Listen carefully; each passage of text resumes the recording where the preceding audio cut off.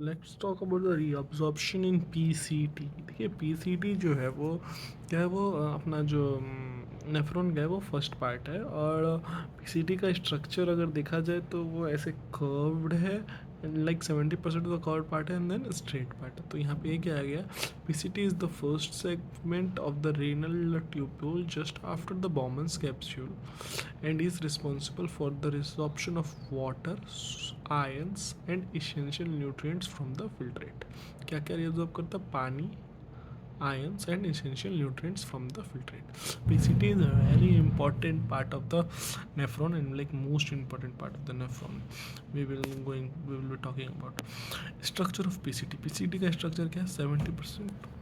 so the 70% past is your is your convoluted part and the rest is just 30% is the straight part। ठीक है। Reabsorption, देखिए reabsorption क्या क्या हो रहा है। पहले सोडियम रीअब्जॉर्ब हो रहा है थ्रू सोडियम पोटेशियम पंप। ठीक है, this is active, this is not actually active transport, this is creating the gradient. इसकी बात हम लोग करेंगे, ये एक्चुअली नहीं है ये सर। रीअब्जॉर्प्शन इसका कैसे हो रहा है आगे बात करते हैं। वाटर का रीअब्जॉर्प्शन हो रहा है, HCO3 का माइनस का एब्जॉर्प्शन हो रहा है। ये कहाँ HCO3 माइनस कन्वोलेटेड पार्ट में ही हो रहा है। Cl माइनस जो है स्ट्रेट पार्ट में, मतलब ये स्ट्रेट पार्ट में ऐसे हो रहा है। And the K plus is, वो जो K प्लस है नॉर्मली जो है वाटर के साथ आ जा रहा है। वाटर अंदर जाएगा तो साथ साथ में K प्लस को लेते हुए चला जाएगा, क्योंकि K प्लस मस्ट डिजॉल्व होगा, that is solvent drag. And glucose and amino acid भी रीअब्जॉर्ब होता है। तो क्या क्या रीअब्जॉर्ब होता है? Sodium, water, bicarbonate ions, chlorine ion, potassium and glucose and amino acid. We will talk about all of this कि कैसे कैसे चीज़ें रीअब्जॉर्ब हो रही है। तो पहले हम लोग बात करते हैं सोडियम रीअब्जॉर्प्शन की। देखिए सोडियम रीअब्जॉर्प्शन जो है वो ड्यू टू इलेक्ट्रोकेमिकल ग्रेडियंट की वजह से होता है। अब ये इलेक्ट्रो ग्रेडियंट, केमिकल ग्रेडियंट कितना होता है? देखिए अंदर के टाइम में यहाँ कौन सा सेल है? ये पीसीटी का जो है एपिथेलियल सेल है। वहाँ पे अंदर में सोडियम आयन का जो कॉन्सेंट्रेशन है वो 35 मिली इक्विवेलेंट है। जबकि बाहर कहाँ, ल्यूमन में, ये ल्यूमन है, यहाँ पे यूरिन फॉर्म हो रहा है। ये ल्यूमन में टोटल 140 मिली इक्विवेलेंट पर लीटर है। और ये साइड इंटरस्टेशियल स्पेस है। अब देखिए पहले क्या होता है कि सोडियम पोटेशियम पंप एक्टिवेट होता है और वो सोडियम को, इस सेल के अंदर से सोडियम को धक्का देके बाहर निकाल देता है एंड पोटेशियम को अंदर ले लेता है। तो इसकी वजह से क्या होगा, सोडियम बाहर चलेगा। तो यहाँ सोडियम का जो कॉन्सेंट्रेशन हमेशा लो होता है, दैट इज 35 मिली इक्विवेलेंट को मेंटेन करता है कौन? Sodium potassium ATPase pump. अब जैसे ही ये ट्रांसपोर्ट हुआ तो यहाँ पे सोडियम का जो अमाउंट है वो गिर गया और एक पोटेशियम अंदर आ गया। तो पोटेशियम लीक चैनल से बाहर निकल गया। सिंपल बात, पोटेशियम अंदर आया लेकिन लीक चैनल से बाहर निकाल दिया गया। उसके अलावा क्या हुआ, जैसे ही सोडियम बाहर गया है, सोडियम अच्छा कहाँ लीक चैनल गया? इंटरस्टेशियम में, यूरिन में नहीं लीक किया गया। कहाँ पे लीक किया गया? Towards the interstitium space only. लेकिन देखिए अब अगर बात करें तो सोडियम तो इंटरस्टेशियल में भेज दिया गया, तो इस सेल के अंदर में सोडियम का कॉन्सेंट्रेशन कम, इधर ज़्यादा।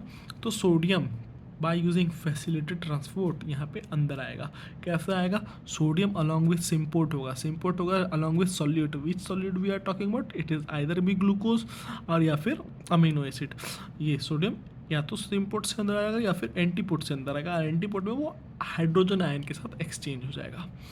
तो दिस इज़ हाउ सोडियम अंदर आया, फिर वो चैनल, ये पूरा एक सर्कल है। सोडियम बाहर गया, सोडियम अंदर आया, सोडियम दो तरीके से अंदर आया, सिम्पोर्ट से, एंटीपोर्ट से, एंड फिर सोडियम को बाहर भेज देगा और पोटेशियम जो है वो लीक कर गया। So this is how sodium is being reabsorbed. 67% of the sodium जो है वो रिजॉर्ब होता है पीसीटी में।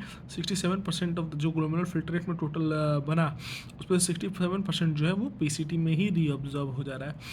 जो हाँ, और जो सोडियम और पोटेशियम का, सोडियम का जो रीअब्जॉर्प्शन है वो बोथ सिम्पोर्ट और एंटीपोर्ट के वे दोनों से हो रहा है, ऐसे अकेला नहीं, दोनों हो रहा है। लेकिन एक बात बहुत इंपॉर्टेंट बात है कि इन दोनों में भी, जैसे सिम्पोर्ट और एंटीपोर्ट में जो maximum amount of sodium reabsorption है वो due to sodium hydrogen exchange की वजह से हो रहा है।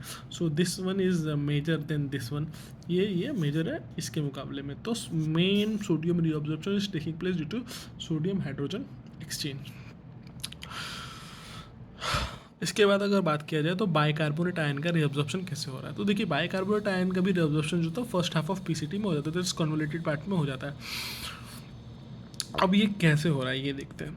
देखिए यहाँ देखिए, आपको बाइकार्बोनेट आयन को रिजर्व करना है। तो बाइकार्बोनेट आयन प्रेजेंट है, बाइकार्बोनेट आयन प्रेजेंट है कहाँ? ल्यूमन में प्रेजेंट है। ये ल्यूमन है अपना, ल्यूमन में प्रेजेंट है बाइकार्बोनेट आयन।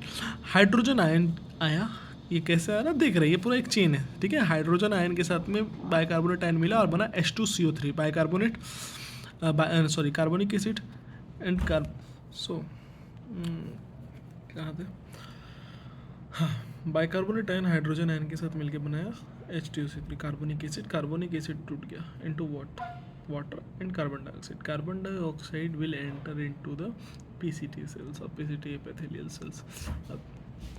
सो जो हाँ, कार्बन डाइऑक्साइड अंदर है और कार्बन डाइऑक्साइड PCT सेल्स के अंदर में जाके अगेन हाइड्रोजन सॉरी वाटर के साथ मिलके कार्बोनिक एसिड और कार्बोनिक एसिड अगेन डिसोसिएट हो गया into H+ and HCO3 minus और HCO3 माइनस जो है वो बाहर चला गया into the interstitial speed. So this is how the reabsorption of HCO3 minus is taking place. अगर बात करें क्लोरीन का रीअब्जॉर्प्शन, तो क्लोरीन का जो रीअब्जॉर्प्शन हो रहा है वो दो वे से हो रहा है। एक हो रहा है transcellular pathway, of course transcellular pathway मतलब ये सेल के अंदर से जा रहा है, and again is the paracellular pathway जो कि सेल के बाहर से जा रहा है, तो सेल के बीच से जा रहा है, देखिए टाइट जंक्शन से जा रहा है। जो अपना ट्रांससेलुलर पाथवे है वो क्लोरीन एनायन एंटीपुट से हो रहा है, यानी कि क्लोरीन एनायन एंटीपुट मतलब क्लोरीन अंदर जा रहा है, बाहर से एनायन आ रहा है। लाइक नॉर्मली ये Cl माइनस HCO3 माइनस का केस होता है कि HCO3 माइनस बाहर जाएगा एंड क्लोरीन जो है वो अंदर जाएगा, ठीक है। So this is how chlorine is being reabsorbed. उसके बाद अगर बात करें तो वाटर रीअब्जॉर्प्शन, वाटर कैसे रीअब्जॉर्ब हो रहा है, तो वाटर देखिए, water again like chlorine water will be absorbed both as transcellular pathway and by paracellular pathway, ठीक है। एंड ये क्यों होगा, due to the concentration gradient maintained by whom, maintained by mainly sodium ions. जो sodium ion interstitial में जाए जा रहे हैं due to the active transport of Na के potassium sorry sodium potassium ATPase pump, यहाँ पे ग्रेडियंट ज़्यादा, तो पानी जो है थ्रू पैरासेलुलर पाथवे अंदर की तरफ जाएगा, ठीक है, अंदर की तरफ जाएगा। एंड जहाँ जहाँ सोडियम जाएगा तो पानी नॉर्मली उसको फॉलो करता है, ठीक है। फॉलो क्या बोलते हैं, favoured by the low hydrostatic pressure and the oncotic pressure. Oncotic pressure is what, the pressure is which is pulling pressure applied by the sodium ions. और साथ में पोटेशियम को, अगर हमने कहा था कि पोटेशियम भी रीअब्जॉर्ब होता है, बट पोटेशियम कैसे रीअब्जॉर्ब होता है, potassium along with water reabsorb हो जाता है, दैट इज सॉल्वेंट ड्रैग, ठीक है। ग्लूकोज रीअब्जॉर्प्शन, ग्लूकोज कैसे रीअब्जॉर्ब हो रहा है, ठीक है। तो ग्लूकोज रीअब्जॉर्प्शन के लिए ये देखिए यहाँ पे ग्लूकोज जो है मेनली SgLT2 के हेल्प से, दिस इज SgLT2 ट्रांसपोर्टर, इसके हेल्प से सोडियम और ग्लूकोज साथ में अंदर जा रहे हैं। सोडियम अगेन बाहर फेंक दिया जा रहा है by the help of sodium potassium ATPase pump, and जो ग्लूकोज अंदर आया वो ग्लूकोज को बाहर लीक कर दिया गया थ्रू GLUT2 से। देखिए ये पूरा जो है, ये पूरा जो अरेंजमेंट है जिसमें SgL2 से अंदर आया जा रहा है और GLUT2 से बाहर की तरफ इंटरस्टेशियल में एंड देन ब्लड में झेला जा रहा है।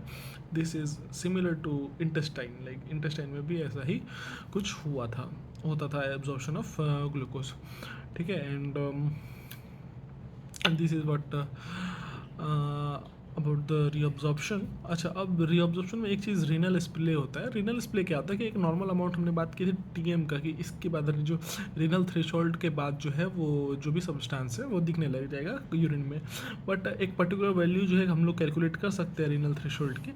बट एक बहुत इंपॉर्टेंट बात है कि रीनल थ्रेशोल्ड के वैल्यू से पहले ही actually in real life renal threshold से आने से पहले ही जो है जो सब्सटेंस है वो यूरिन में दिखने लगते हैं, दैट इज़ रीनल स्प्ले। एंड इसका रीज़न क्या हो सकता है, इसका रीज़न देखिए, इसका रीज़न क्या है कि सारे नेफ्रॉन जो एक तरीके से काम नहीं करते और सारे नेफ्रॉन इन्वॉल्व भी नहीं हो सकते एक साथ। Just due to this reason जो रियल लाइफ में है रीनल थ्रेशोल्ड से पहले ही जो सब्सटेंस दिखने लगता है। ग्लूकोज एक अच्छा एग्जांपल हो सकता है इस केस में। देखिए ये जो है हम लोग, ये मेरा जो ब्लैक वाला लाइन है ये कैलकुलेटेड था थ्रेशोल्ड कि आइडियल ऐसे होना चाहिए था कि इतना लिमिट के बाद लीक कर देना चाहिए था, लाइक यूरिन में दिखना चाहिए था, बट उससे पहले ही यूरिन में दिखने लग जा रहा है। So this is renal display. So this is PCT tubular function का पहला पार्ट है। अभी कुछ और थोड़ा सा बाकी है जिसको कि हम लोग बात करेंगे इन द नेक्स्ट वीडियो। तो इसमें डेफिनेशन कवर कर लिया गया, स्ट्रक्चर कवर कर लिया गया, रीअब्जॉर्प्शन किन किन का हो रहा है, सोडियम का, वाटर का, बाइकार्बोनेट आयन का, क्लोरीन का, पोटेशियम का, ग्लूकोज एंड अमीनो एसिड्स का। हमने सोडियम रीअब्जॉर्प्शन कैसे होता है देख लिया, हमने बाइकार्बोनेट आयन एब्जॉर्प्शन कैसे होता है देख लिया, क्लोरीन एब्जॉर्प्शन देख लिया, वाटर एब्जॉर्प्शन देख लिया, and glucose and amino acid का रीअब्जॉर्प्शन देख लिया। जहाँ तक मुझे समझ में आता, हमने पोटेशियम एब्जॉर्प्शन भी देख लिया, क्योंकि वो मेनली वाटर ट्रैक की वजह से हो जा रहा है।